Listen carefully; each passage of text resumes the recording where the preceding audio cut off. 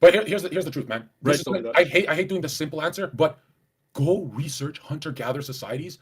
0% depression because a human is a brick that has to fit inside of a temple called the community. If you don't fit in community, you could have a Ferrari, you could have everything, and if you don't fit in, you fall into that.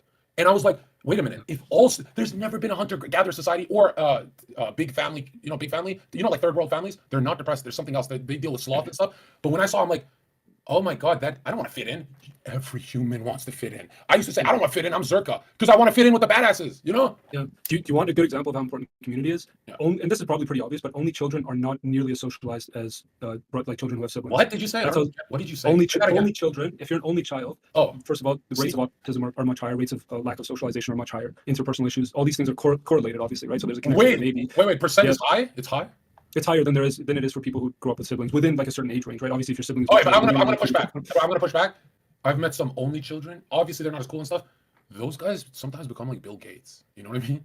Like, yeah, they do. I think because they're seeking community. Whereas, like for me, you and our oldest brother, we didn't really care. We would hang out with each other. We're like, whatever. If we have friends. And here's the sad part: is we wouldn't trade it. On the internet seeking attention. I don't know if how true this is, but I feel like the best entrepreneurs on earth were only children. I just can see them less distracted. I can, maybe. But the more social ones tend to be the ones with siblings, which makes sense, right? You have a community of your age group. You have a shared experience with your parents. We spent a year. We would spend a year traveling to Tokyo, Spain, Barcelona, all that, all of Europe, Mexico. We spent a year when we didn't have money at 20 years old to 21, and I realized like.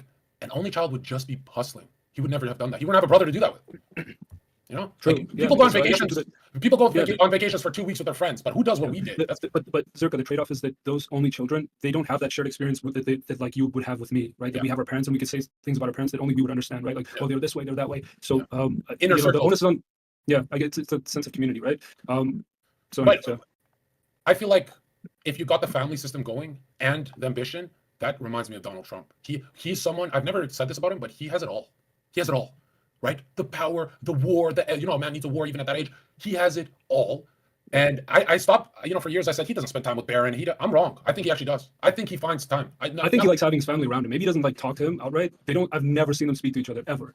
I think once I saw a video of him like giving him a soccer ball, just kind of like throws. I'll say this, bro. When he's around, when Trump talks about Barron, literally reminds me of every dad on earth. When Obama talks about his kids,